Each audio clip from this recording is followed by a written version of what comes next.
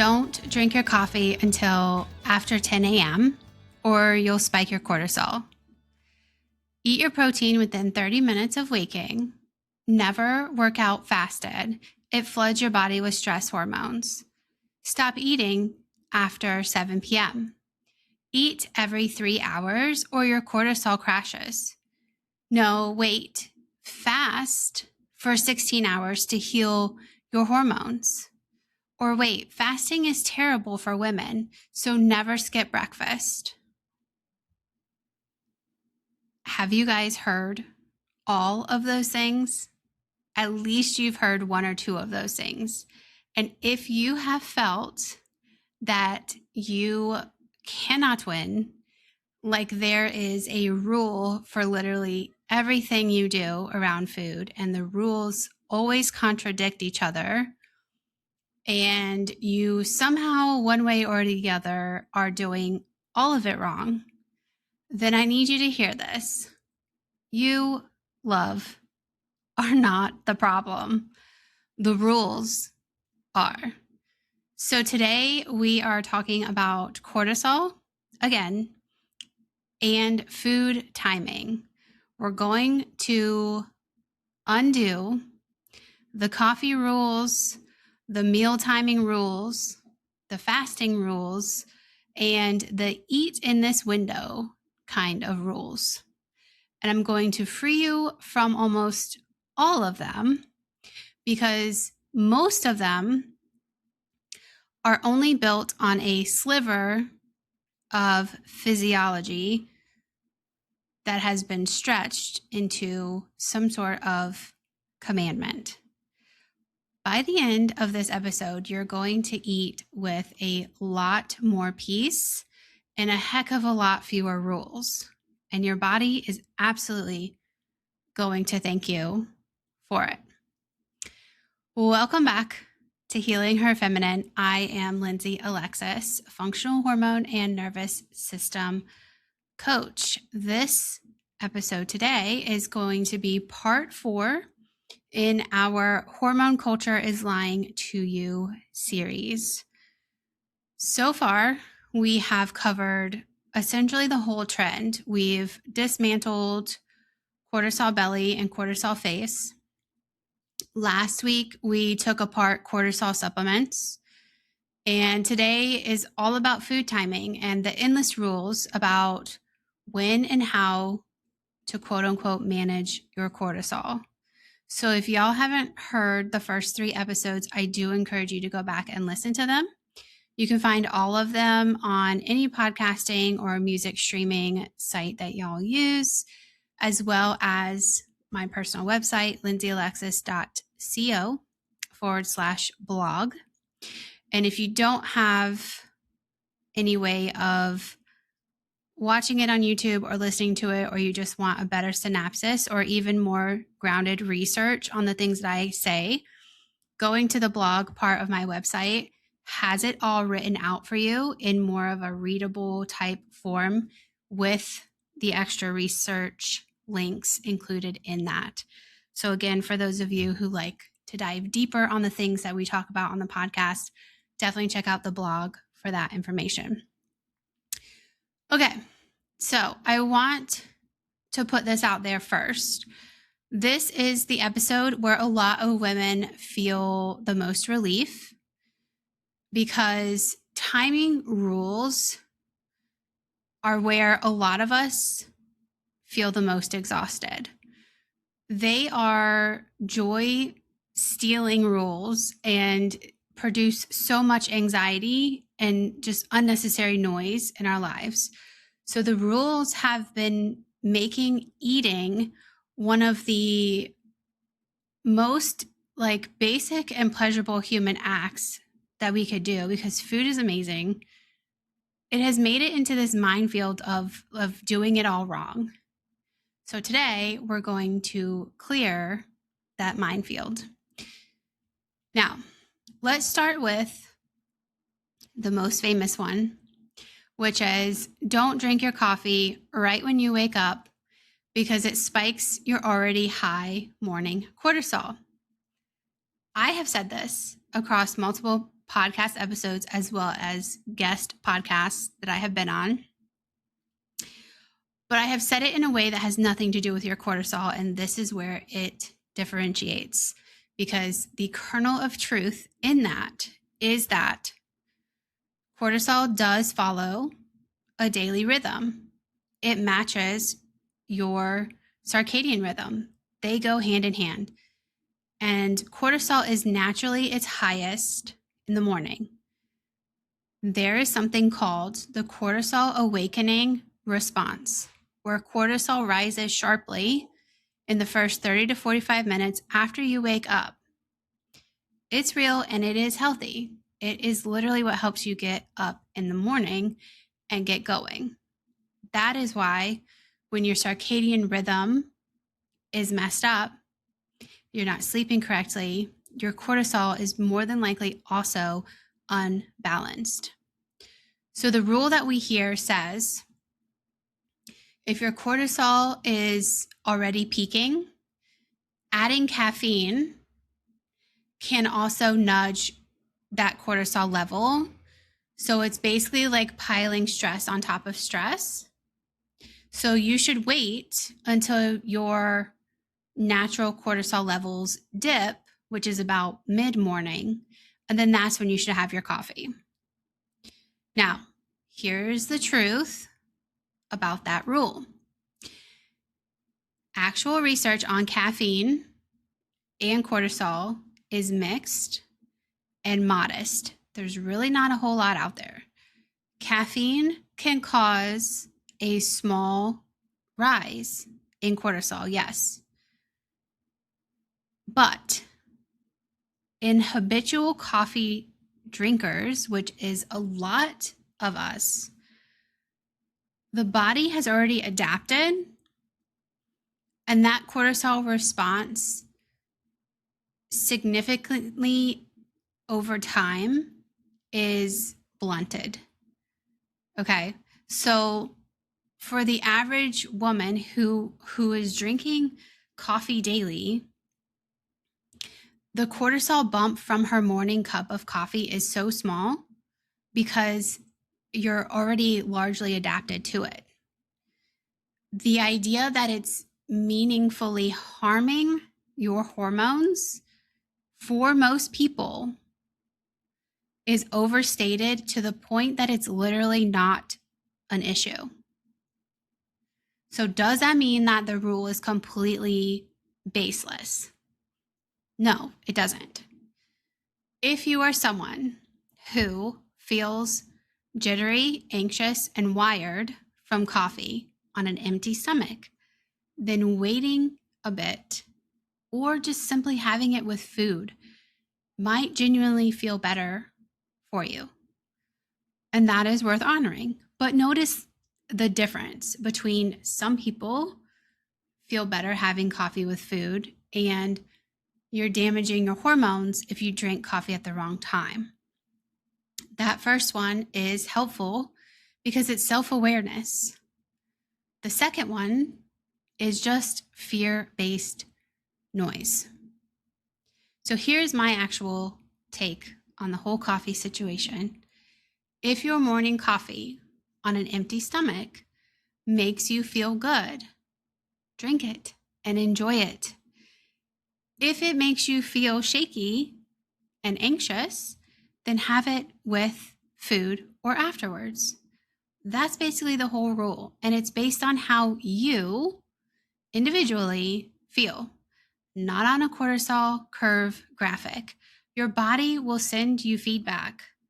And that is what matters more than this whole trend and the timing chart. Honestly, for many women, even the just anxiety of whether they're drinking their coffee at the wrong time is doing a lot more harm to your nervous system than the coffee ever could. The stressing out about this rule is way worse than the thing the rule is actually about. So please let that one go. The next rule is never work out fasted, that you will flood your body with cortisol and break down muscle, wreck your hormones. It's not effective. It's not efficient, et cetera, et cetera. And I will actually tell you, literally 2-3 days ago, I was scrolling on my Instagram, and this doctor that I highly respect was interviewing another doctor who I have no clue who she is, about this subject. And she actually stated that women should be eating before they work out because of the way food fuels your metabolism during and after the exercise. And so this is kind of where I want to break this down at, because she's not wrong, but she's also not right. Here's the truth. So exercise in and of itself is a stressor. It does raise cortisol. It's supposed to.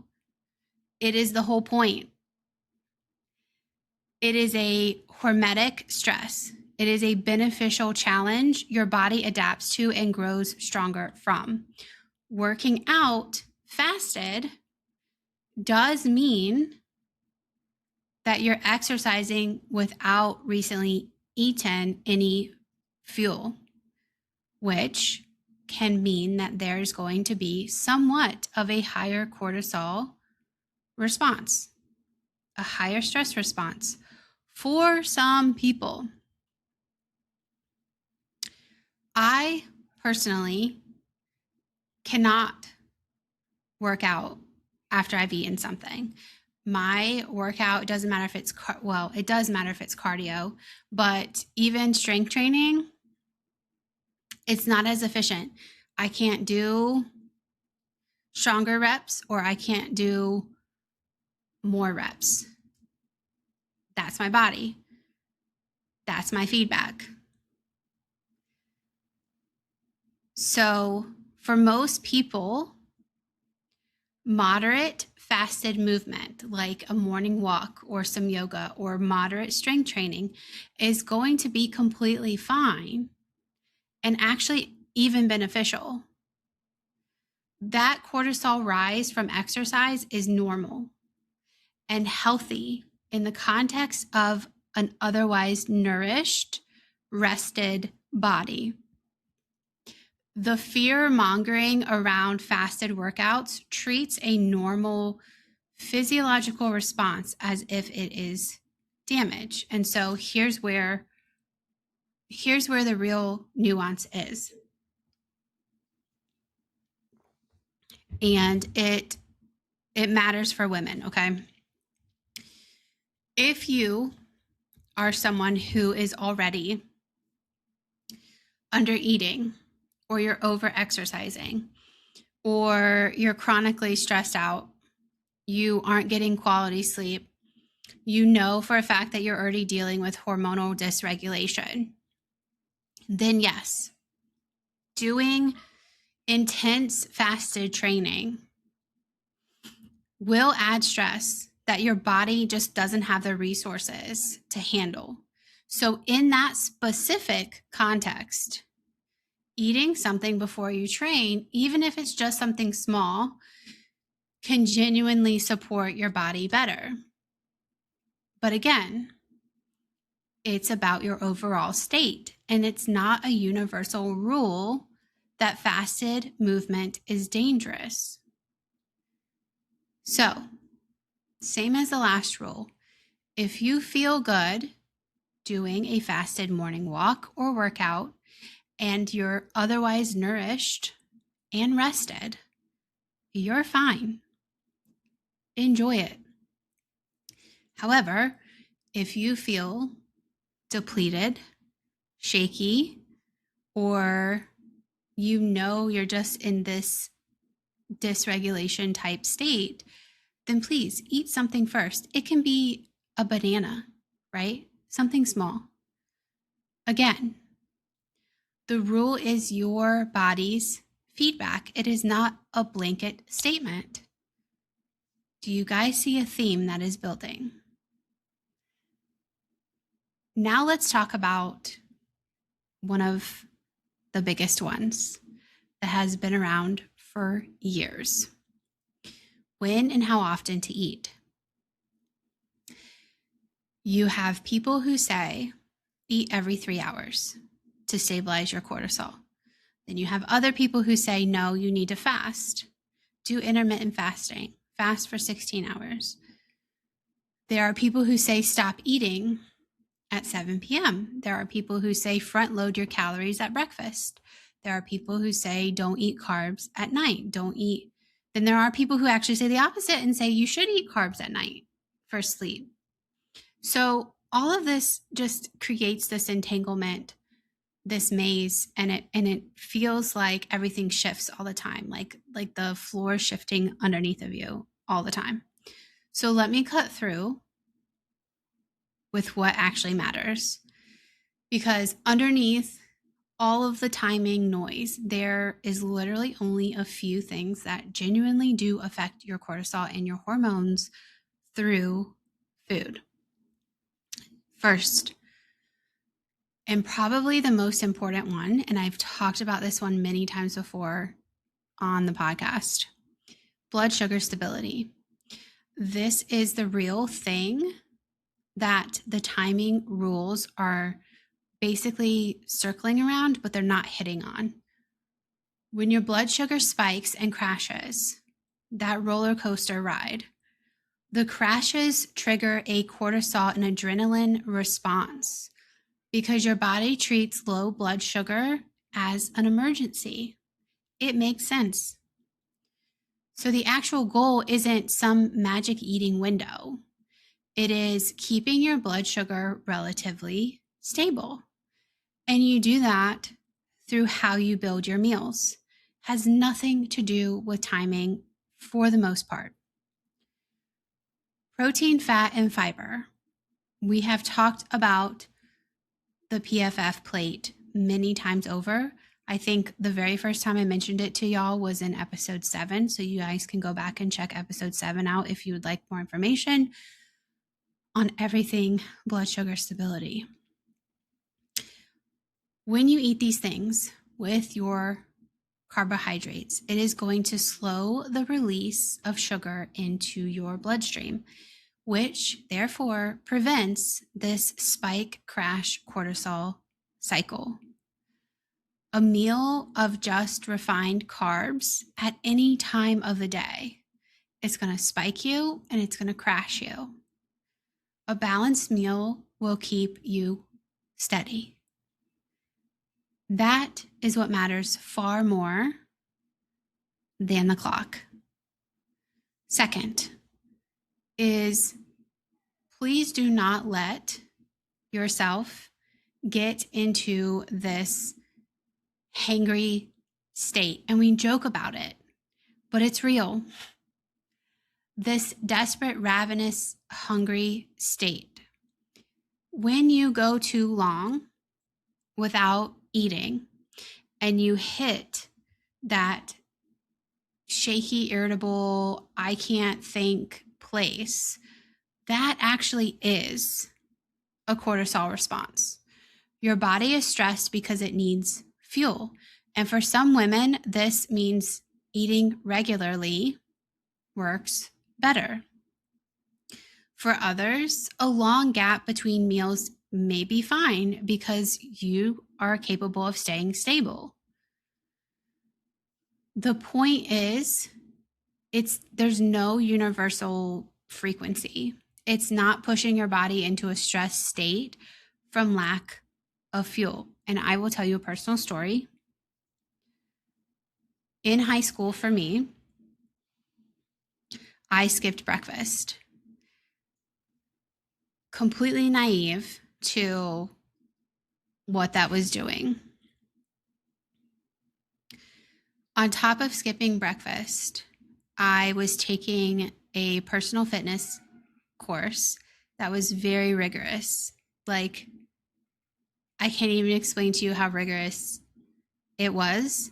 We had a combination of strength training, running laps and bleachers, and At the end, we did one of the workout videos like Taibo or one of the military boot camp videos that they used to have. Oh my gosh, I'm throwing myself back now.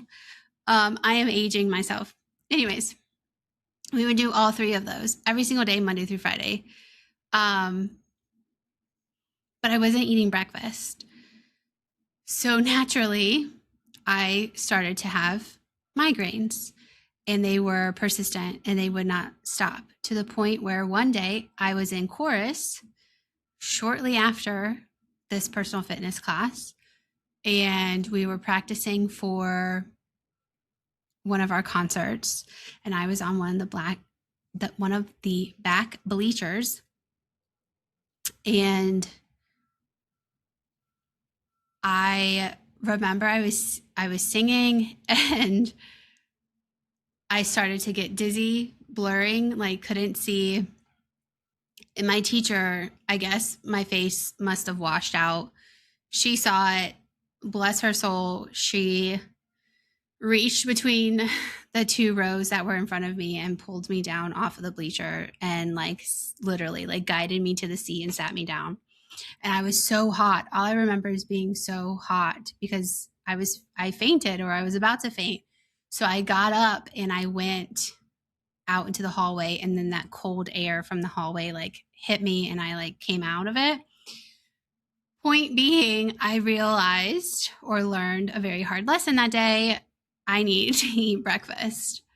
And the reason why I wasn't eating breakfast is because I was genuinely trying to lose weight and gain muscle. And looking back now, you can't gain muscle if you aren't fueling your muscles to build themselves. So if you are struggling with migraines and you know that you are skipping meals along with something else I'm about to mention, then the amount of food that you eat in a day needs to be looked at, because more than likely,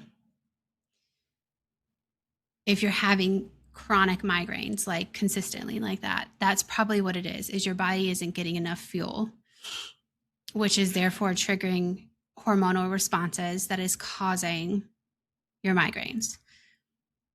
I ended up, let's say 10 years later, having migraines rarely, but I was still having them.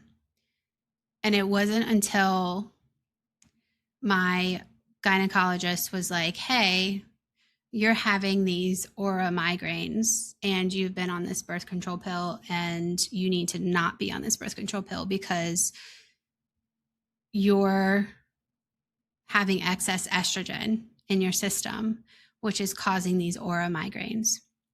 Once I stopped taking the estrogen pill, which was already a low estrogen it was the lowest estrogen pill you could get on the market. And I know we're sidetracking here, but once I came off of that and switched to a different progesterone only pill, I've never had migraines since. So just know, if you are someone who's suffering from migraines, it's probably, and I'm not diagnosing you, so again, no blanket statements here, but look into it. It's probably how much food you are getting, and it's probably not enough. Or you are fasting and your body doesn't tolerate fasting. Or you have some sort of dominance in your hormonal patterns that needs to be looked at, and having a doctor kind of figure that out for you is really helpful. And I say that because, having experienced migraines for so many years, I'm here to advocate for you. Okay. Going back to what we were just talking about, let's go to number 3, which is exactly what I was just pinpointing at. So it's not even just the fact that we are going too long without eating. It is also that we are not eating enough when we do eat. Okay, so that's the third one, is we're not eating enough overall. Chronic undereating is one of the biggest hidden drivers of cortisol dysregulation in women. When you don't eat enough, your body stays in a low-grade survival stress all of the time. There are so many women who are unknowingly undereating in pursuit of weight loss, and then wondering why their cortisol is wrecked, their circadian rhythm isn't like it should be, they're not getting rest, and their weight is not coming off. It doesn't matter what they do. Because your body needs to trust that fuel is coming. And I want to pause here because this also goes back to that skipping breakfast situation. There are women in my life that I know who skip breakfast and also do not eat enough at the same time. So when I come in to help them and I say, hey, if this is your target weight and this is what we know about your body and where you're coming from and all the things that we look at, these are the macros that you should be getting, ideally, per day. I like to do macros per week, but I also like to get, in the beginning, a good visual on what the amount of food actually looks like. Because 9 times out of 10, I will show somebody how much food they actually should be eating to hit their weight loss goal, along with balancing hormones and all the other things that we deal with. And they're like, oh my gosh, that is so much more than what I normally eat, especially at breakfast. And so if this is you, I want you guys to take it slow. I want you to initially see what a plate of food actually looks like for you for breakfast, lunch, and dinner. And see how much of that first time you actually can eat. And then make a mental note of it, because every time that you eat thereafter, slowly increase what you're eating. And I say this because what has happened over time of not eating and not eating enough is your stomach has literally shrunk. So you're trying to fit your actual amount of meal that you should be eating for sustainability and feeling safe, your body trusting it. But your stomach has shrunk. So it's not going to fit everything in. And also don't blame yourself for it either. Like, don't beat yourself up that you can't eat what you were supposed to, the amount you're supposed to eat. This is why we do things over longer periods of time, because your body is so used to what you have been doing that it literally takes time to adjust and grow. It's like, if I wanted to go run a 5K tomorrow, I can't, there's no way, I haven't trained for it. You can't just get up one day and say, hey, I'm going to go run or do these extenuous exercises the next day and reach that goal effectively. It's not going to work. You have to build, right? It's a practice for a reason. It is a journey for a reason. It is needing to be guided, coached, trained for a reason, because you're not going to get from A to Z overnight. It's just not going to happen.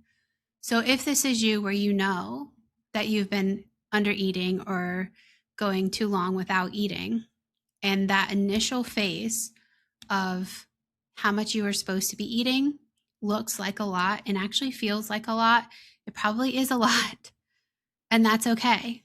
But that is something to grow towards, not something you have to accomplish overnight. Okay, so just Know that moving forward if this is resonating with you. So, summing all these points up, all these 3 points right here up around food, is notice what actually matters. Your blood sugar stability, not getting to that hangry state, and also eating enough.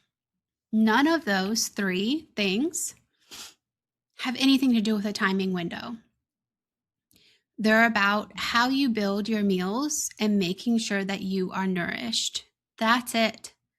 This whole clock obsession is mostly a distraction from these basic and really simple principles.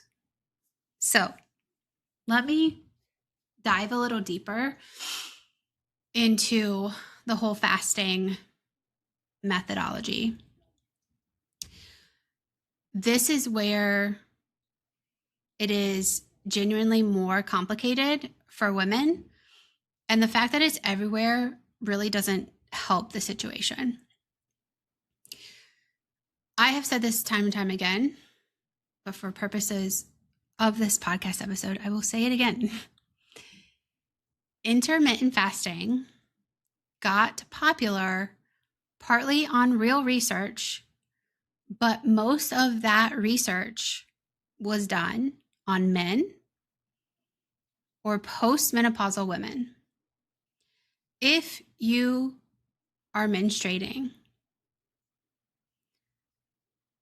the picture is a lot different and it's way more delicate because women's bodies are exquisitely sensitive to signals of scarcity. Why? Reproductivity. Your body needs to know that there is enough resources and safety available to support a potential pregnancy. Whether you intend to get pregnant or not, your body, from a basic standpoint, the reason why you menstruate is so that you can carry a baby. That's all that it's for. Well, it has other components, but the main reason is for pregnancy. So if you are not providing your body with the necessary resources, the nutrients, the signs and signals that you can get pregnant, that you are safe to be pregnant, your body's going to be dysregulated. It's really that simple. So extending fasting, doing these extensive fasting plans, they sound cute, but they're not, especially combined with the stressful cultural cues that we have every day and exercise. I told you my story about fasting, not eating enough, and intense exercises and what happened. This was that. Doing this can signal scarcity to a woman's body. It will disrupt your hormones. It'll disrupt your cycle. It'll disrupt your thyroid. And yes, that also means your cortisol and your circadian rhythm. Literally everything. Your nervous system, all wrapped up into all of that. So this doesn't mean that no woman should ever fast or that the 12-hour overnight fasting from dinner to breakfast is dangerous, because it's not. That's normal. That's normal eating. You were meant to do that. You were meant to fast while you sleep. Actually, your body does a lot of helpful things, clearing things out during that time. It's still active even while you were asleep. Your body does not shut down just because you slept. What this means is that the aggressive fasting protocols that are marketed as hormonally healing, they can backfire for women who are still cycling, especially those who are stressed out and are under eating.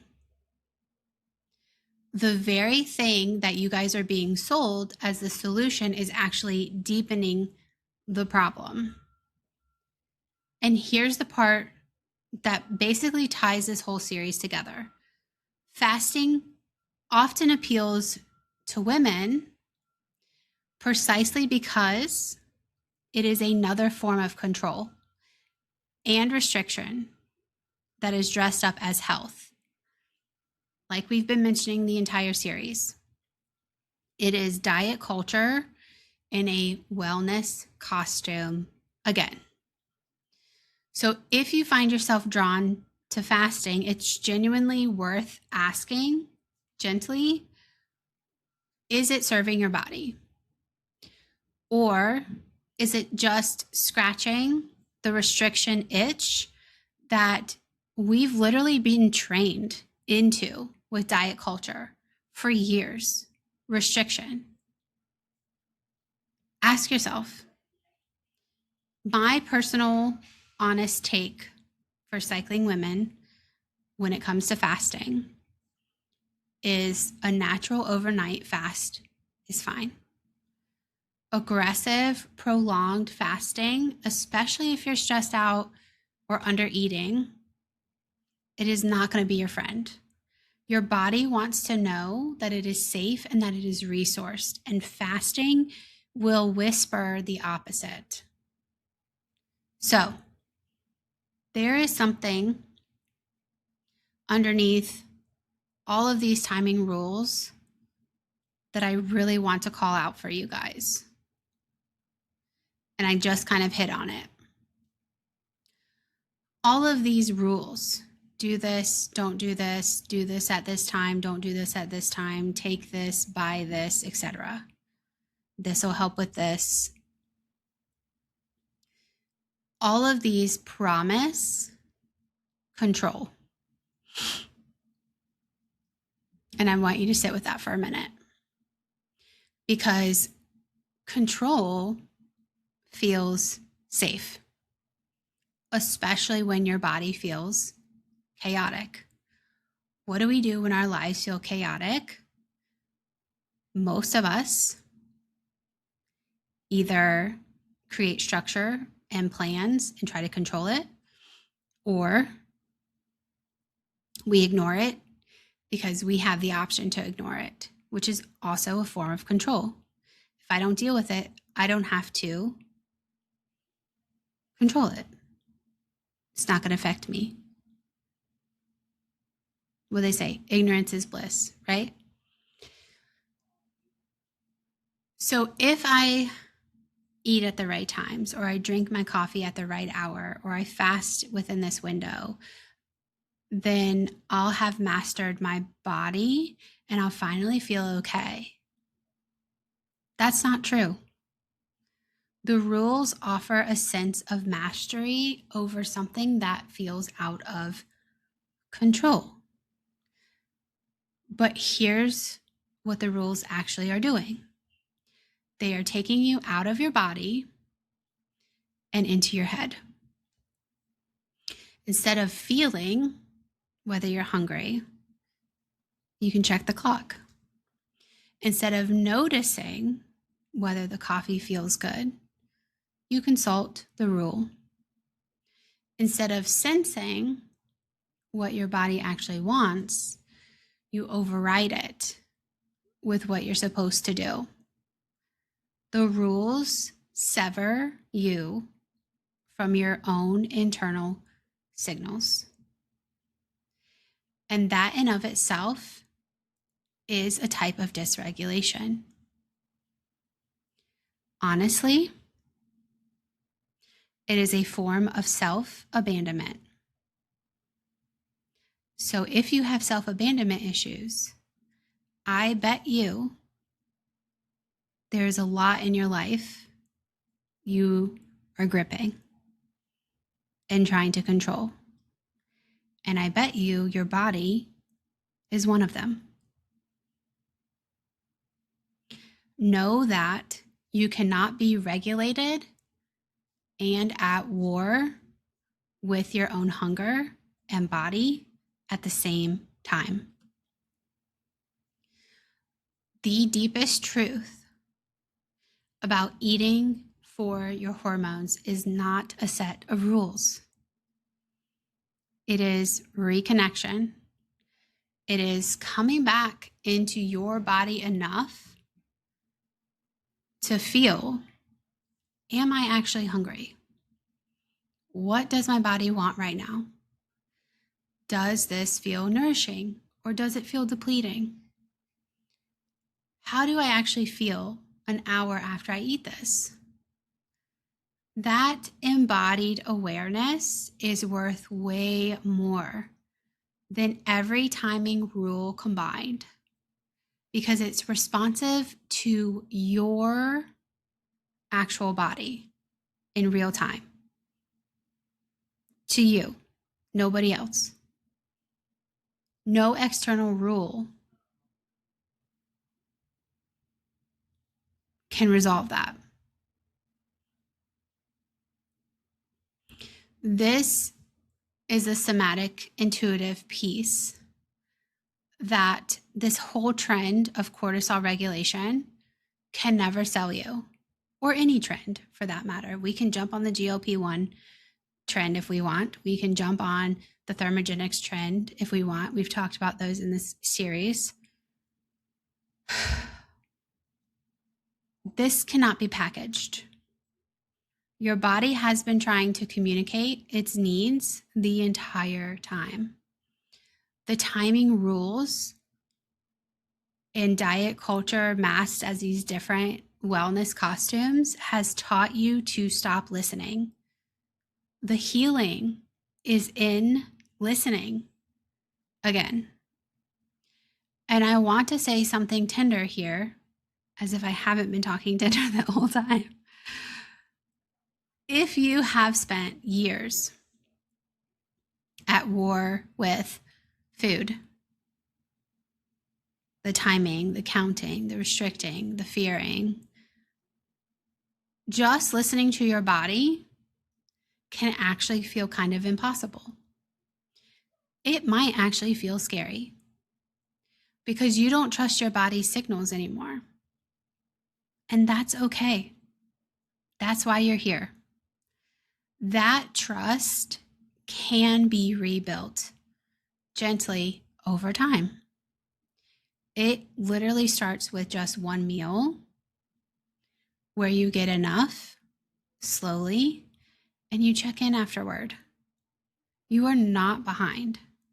You're allowed to come home to your body at your own pace, which is actually really freeing, is it not?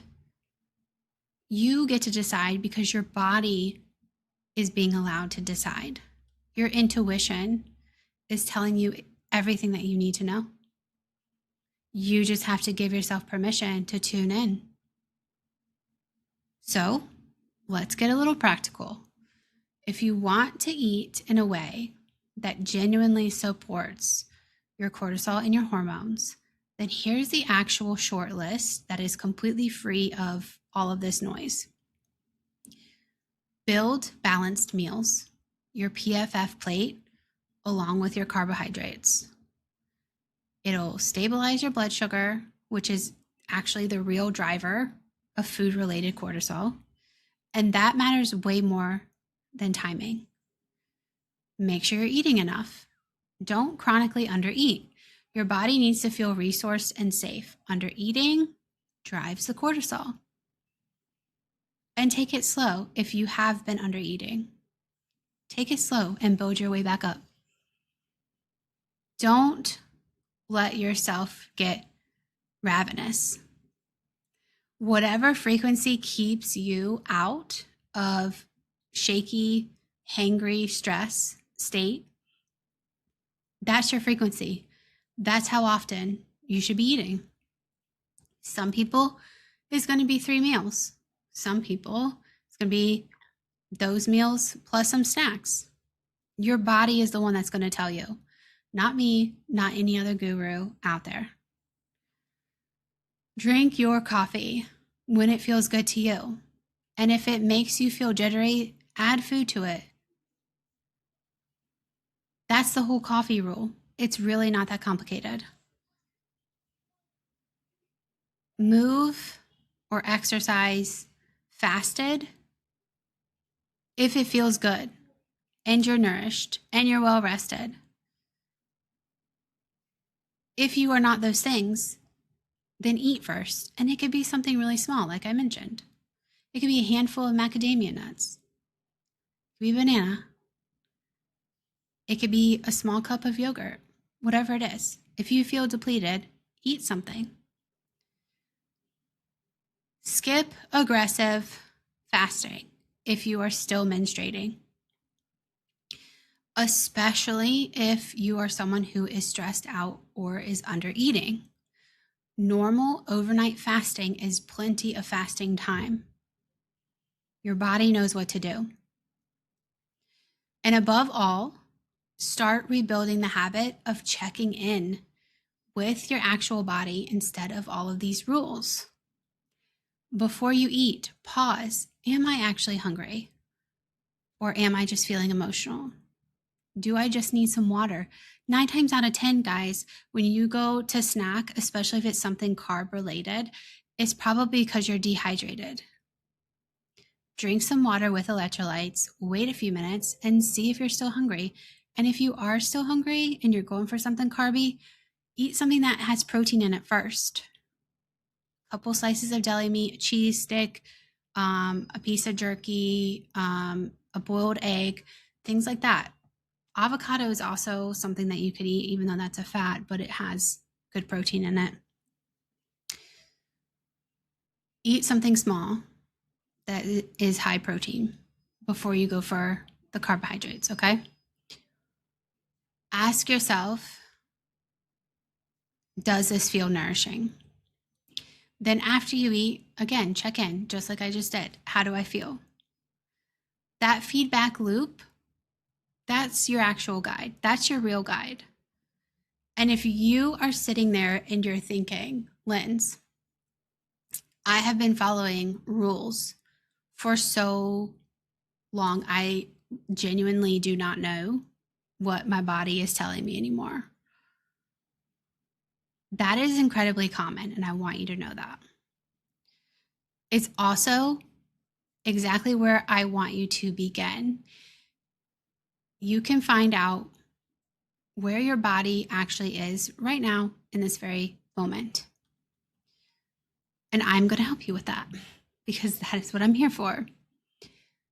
Recently, I built a very short quiz, literally 3 minutes tops for you to take. It is called the Body Reconnection Score. And it maps exactly how connected or disconnected you are from your body signals. The same signals all of these timing rules have quietly taught you to override. Like I said, it literally takes a few minutes. And at the end, you get your score, you get your result, and you also get a personalized 3-step plan to start coming back into your body, all of which is sent straight to your inbox. There are no rules to memorize. There is no clock to obey, just an honest, clear picture of where you are and one gentle way forward from there. It's also free. And the link for that is in the show notes. You can go to lindsayalexis.co/score. If you've spent this whole episode realizing how far the rules have actually pulled you away from yourself, then this quiz is literally like the softest place to start finding your way back to yourself. That being said, I have something for you this week that I want you to practice.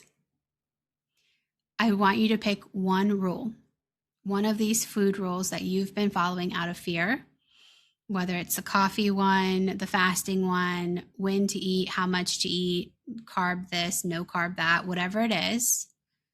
I want you to gently experiment with letting it go just for a few days and just one. As you do this, I want you to pay attention to how your body actually feels without this rule in place. Not how you think you should feel, okay? We're going to get out of our heads and we're going to get into our bodies. So I don't want you logically thinking, oh, I should feel this way. I want you to tune into how you actually feel. You might find the rule never served you, wasn't for you.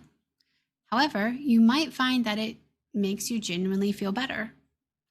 Or there might be some middle ground, right, that genuinely serves you better. But I want you to see, if it does serve you, that it is serving you because it actually serves you, your body, not because someone told you that this is what you should do, and not out of this fear that your hormones are dysregulated if you don't do it, okay? There's a difference. Either way, I want you to move from this rule following to bodily listening. That is the shift. So let me wrap all this up and bring this home for you guys. Almost all of these food timing rules are a sliver of real physiology that is stretched into some blanket statement or commandment, and most of them are taking you out of your body rather than helping you heal it. What actually matters is way simpler. Balanced meals, enough food, not getting hangry, and reconnecting with your own hunger and fullness. The clock matters far less than the trend wants you to believe. You don't need more rules. You don't need more protocols. All you need is permission to come back into your body and trust what it's telling you. And that permission, it's yours. And it always was. Thank you guys for being here today. Thank you for being willing to question the rules and the status quo that have been running and honestly probably ruining your relationship with food. That willingness is how you free yourself from all of this noise and chaos. Next week, we are going somewhere deeper. We have spent 4 episodes dismantling this trend. Now we're going to turn toward the real medicine. We're going to start by talking about your nervous system. And I'm going to address something that I keep hearing women say all the time, and it's so frustrating to hear it. Even some of my own coaches say the same thing, and I just want to scream at them. In a loving way, I promise. It is that they feel addicted to their own stress. The statements are, your nervous system is dysregulated because you're addicted to cortisol, or you aren't manifesting these things because your cortisol levels are high, or you're addicted to the dopamine that comes with the cortisol. Like there's some sort of variation, and it's irritating. So I don't want you to miss the next episode. Until then, please be gentle with yourself, guys. Eat the breakfast, drink the coffee, just trust in your body because it is way wiser than any of these rules. This is Healing Her Feminine. I'm Lindsey Alexis. Y'all take care of yourself.